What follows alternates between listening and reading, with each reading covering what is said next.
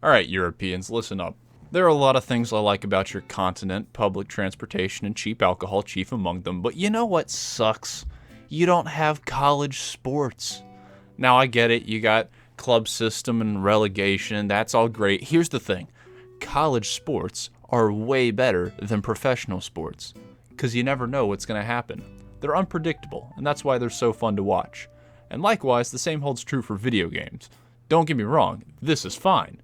But this is way better. There's a certain element of bullshit, a helping of nonsensical fun in college sports games that makes them ridiculously fun and infinitely replayable. Like many others, I was deeply disappointed when these titles were taken away from us, and I'm excited to be getting them back soon. But I don't know, next year just seems like so far away. So with that in mind, picture this. I was existing at the local GameStop, as I do, when I noticed something on the shelf. Doug Flutie's Maximum Football. I flipped the case over. College football gaming is back. Awesome. I love college football gaming. Surely there's no hidden meaning behind this game only being worth $6. Obviously, I bought it on the spot, and as I drove home, I was certain that this was going to be one of my best financial investments of the year. Let's fire this bad boy up. Oh. Hello there. Now this is a menu with some personality. Not only are we greeted by this strapping young lad, but we also have a number of what I like to call options. To start with, one thing that immediately sticks out with this game is the amount of customization available. Not only are you allowed to change the team names, info, and uniform for all teams in this game, but you can also design custom logos using the built-in logo creator, and it is unbelievably clunky. Still, the amount of customization available in this game is pretty cool and definitely appreciated. Alright, let's go ahead and try the Play Now feature. I want to get into a game already. We have the choice of 16 different teams, which clearly have no relation to any potential real-world counterparts. Doug, quick question. Why are none of these teams rated higher than an 81? What's your agenda here? We also get to choose between professional, college, and Canadian rule sets. Actually, I think this is kind of cool, and while I vastly prefer the correct sets of rules, to my knowledge, this is the only video game series to feature Canadian football. Getting into an actual game, graphically, it's not that bad looking. The UI could use some work, and the animations need a hefty dose of WD-40. They are way too stiff. But I think the player models look pretty solid, especially for a game running in Unity. Overall, this is acceptable. Aside from the crowd, they decided to go the Mario Kart 8 route on that one. As for the gameplay itself, oh, would you look at the time, it's goofy o'clock. Let's take kickoffs as an example. So there's no power meter like in Madden, instead you have to flick the stick as quickly as possible, but that alone won't get you too far. See, the default kick angle is pretty low, so if you want to maximize the kick distance, then you also need to mess around with the kick angle and direction on every single kickoff, which more or less means lots of trial and error. The setup is clearly less than ideal, especially given the otherwise obvious resemblance to Madden. A lot of this game's controls are like this, similar to Madden, but tweaked in ways that just don't really feel quite right. Also strange is how there's no tutorial to go along with these wonky controls. Rather, the game forces you to sift through a multitude of menu screens just so you can learn that it's the X button that makes you sprint. Why? Come on guys, you know most people would consider you an alternative to EA's offerings. In fact, it's something that you yourself recognize. Almost all of your users have played these games and are already familiar with its controls. If you're gonna rip off EA's controls, don't be wishy-washy about it, just do it. Or if you have to be unique, then provide a proper tutorial or at least come up with something more intuitive than this, Jesus. With this game's physics, there are two major things that stick out to me. First up, speed. Maybe it's just me, but everyone feels really quick in this game. And I'm not just talking about sprinting either, I mean the normal run speed. It almost feels like a lineman in this game is just as fast, if not faster, than a sprinting running back in one of EA's offerings. Thank God the sprint speed in this game is barely any faster, or else I would be having way more trouble with the second major quirk of the physics, sensitivity. The hit detection in this game, it isn't bad, but it's definitely not as robust as a franchise that's been around for, I don't know, 35 years or so. It does come across as a bit touchy. Tackles are definitely more hit or miss, pun not necessarily intended. There's not really a lot of tackling animations. I've never seen players get wrapped up or tripped up, and half the time they just ragdoll upon getting hit. And that's just for tackles. Blocking on the scrimmage line is even more funky. There's only one animation for engaging with the O-line, and if you try anything at all, then the game has no idea how to handle it. I swear, shedding blockers just doesn't work in this game, but if I try to go completely around them, then I either get stuck on one of them or I go zooming around and have no idea how to stop already. Same goes for interceptions. You have to be lined up right in front of the ball to even have a chance at catching it. It is so touchy. I mean, I've never been great at defense in these games, but between the hit detection and the speed of the players, I really struggle in maximum football. Of course, the computer never struggles with any of this. It can execute kickoffs and tackles perfectly every time, which is annoying, but not nearly as annoying as it being able to shed blocks whenever it damn pleases, meaning that if the computer ever decides for any reason that it wants to run a blitz, none of this makes the game unplayable, but it does come across as a bit rough around the edges and slightly harder to pick up than something like Madden. It clearly hasn't had the time to be refined as much as it could be. Naturally, you don't have to look far to find cracks in the game's design. Why was this field goal registered as a negative 25-yard run? Why is there no option for an onside kick? Why are my players leaving a guy completely open in man coverage? Why does the computer take so long to decide on a coin toss? How do you miss spiking the ball? How is that not an interception? Why is the CPU absurdly difficult? Why do Canadians need their own football? Why am I even playing this game? Oh no, my player was injured. And he is just writhing in agony. Alright, what? Come on. Man, this game isn't going so hot. I need a break. A few moments later. Alright, I'm back. Let's go ahead and finish this one out using our continue game option. Wait. You can switch teams mid-game? Wait, what? Whoa, you totally can. Hey guys, look, we won. Well, now that I'm riding the high from a totally legitimate win, let's check out some of the other modes on offer. If you just can't get enough of Play Now, then you'll absolutely love Season Mode. Rather than picking a team and playing through a season as them, you instead get to play as many or as few games as you want, for as many or as few teams as you want. The game forces you to either play or simulate every single game in a season, which is a pretty tedious process, and since you can totally change teams mid-game, it removes almost all the challenges that one usually faces during normal season play. There's still a big shiny virtual trophy to be won at the end, but with all things considered, it's pretty easy to set up a surefire victory for any one team. This is just an infinite loop of playing now. It definitely ranks pretty highly on the pointless game modes tier list. There's the Spring League mode, which is essentially a practice ground for trying out different plays and situations. It's a pretty standard game mode and something I would expect out of most football games, but easily the main feature of this game is the Dynasty mode. It's what the back of the box just can't shut up about. To start off, you have to pick a team to coach and recruit for, and this time you can't change teams in the middle of a season. This game is just full of surprises. There's a ton of teams to choose from here, and it was actually pretty fun to go through all these options to see what fake teams they came up with. Bucks, Phoenix, Parrots, the Grapplers. The Rusting Grapplers. Now that's hot. Huntington Bass. Bass. Is their team named the Bass just because it's Huntington? Is that what you're doing? Is that what you did there? You're terrible. You're terrible for that. Silverback, that's cool. Fighting Foxes, interesting. Dragons, freedom. Woo! Woo! Freedom! Yeah! That's our team. That's our team right there. That's the team. That's what we're picking. This is great, but here's the thing. Why aren't these teams available for the Play Now mode?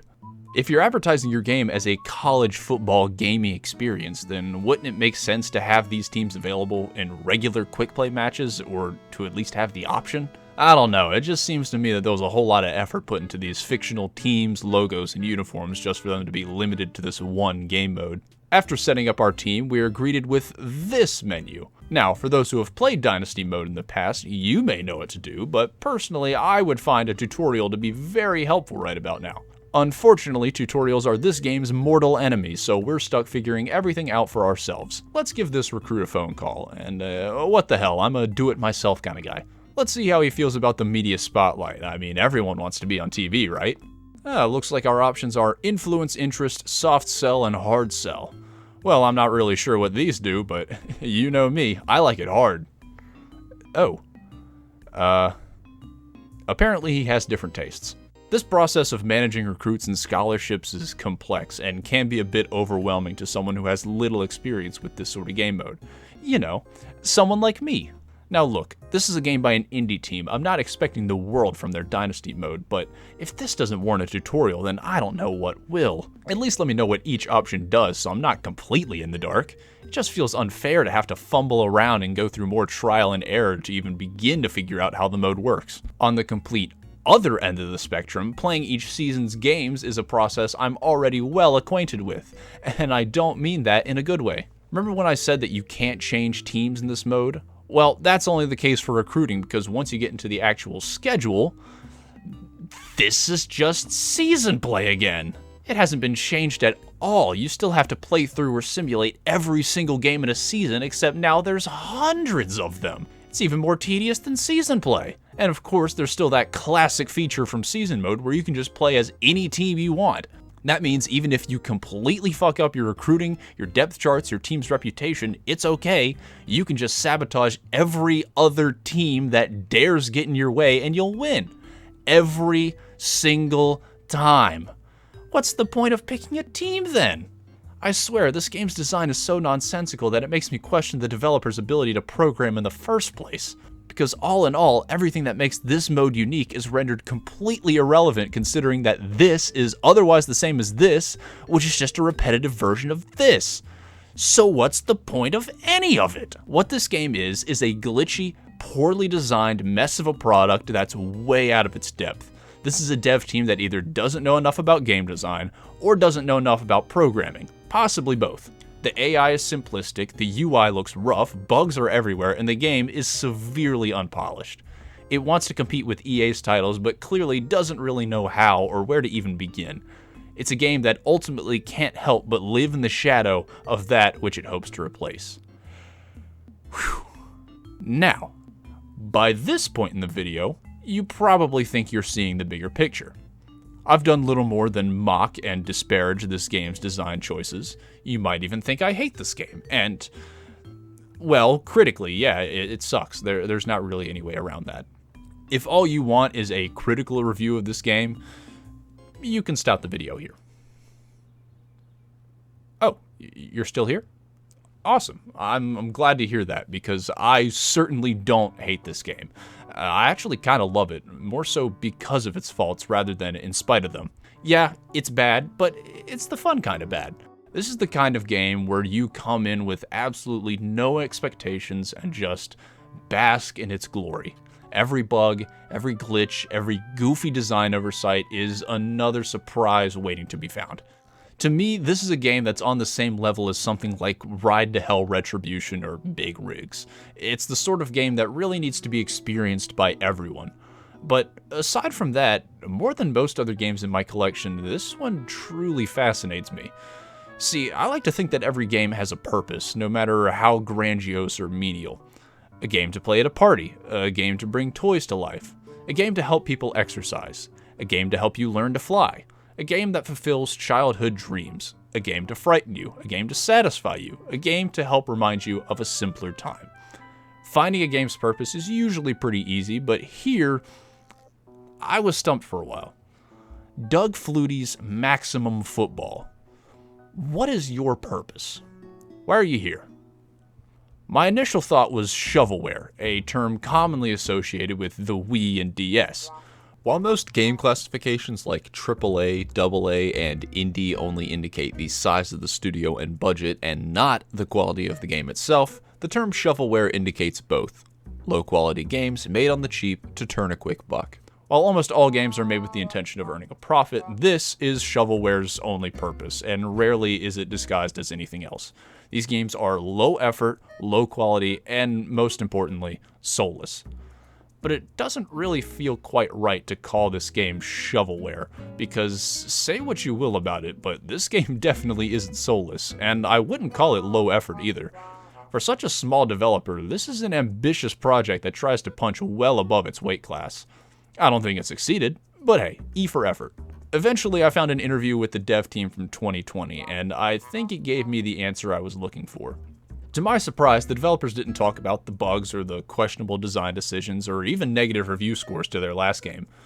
They talked about their goal, how they wanted to give people a sports game with more options, to provide an alternative to the sports game giants who have gotten so high off their own prior success that they routinely ignore criticism and dwindling sales. The team talked about their community and the features they wanted to add and all the progress they had made with the series to that point, because this isn't a standalone title.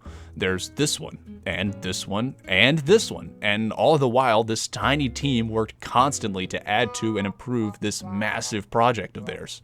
They wanted to make these games customizable. They wanted to add features that people have been missing for years. They wanted to inject personality and love into a genre of games that people have come to expect the bare minimum for. Despite the results, I find their effort really admirable, and even though this game is incredibly problematic, the developer's attitude and outlook makes me want to track down the other versions that they released to see how this project has evolved over time. I'd call this game a love letter, but that implies that if it was a letter, you'd actually be able to read it. It's more like a 3 a.m. drunk text to your high school crush who you've slowly grown apart from over the years but still have feelings for. It's full of errors and barely legible. Many would be immediately put off by it and try not to give it a second thought, but maybe, just maybe, someone will look at it and realize what's really trying to be said here. This is a sports game made by people who love sports games. It recalls a time when EA and 2K's annual releases actually had some character and weren't just the same bland game with an updated player roster being released over and over and over again. This is a dev team that, despite its small size, listened to its community, made promises, and then followed up on those promises by delivering on features that people really wanted. This was a team that loved what they did and who they were doing it for, which makes it all the more tragic that the studio went defunct in 2021. It's a shame that these guys, who were genuinely passionate about what they did, were forced out of business when these guys, who consistently mistreat both their employees and consumers, who come up with approximately one good idea every blue moon, are still pumping out the same garbage as usual. The video game industry is a cruel and unforgiving place. This IP did end up getting purchased, meaning that the new free-to-play Maximum Football should be releasing sometime later this year, but who knows how its new developers will treat it. Personally, I've got my doubts. The fate of Canucks Play breaks my heart, and it's even tougher knowing that their story is far from the only one to end like this. I wish all it took to stay afloat in the video game industry was to love what you make. Because at the end of the day, this may be an objectively better game, but this is the one I'm prouder to own. It's completely nonsensical and full of bullshit and makes me laugh out loud at how utterly ridiculous it is, which, oddly enough, are all the same reasons that I love this. Huh. You know what? Maybe the developers were onto something. When they advertised their game as the college football gaming experience, maybe they knew what they were talking about. Or maybe they just got lucky.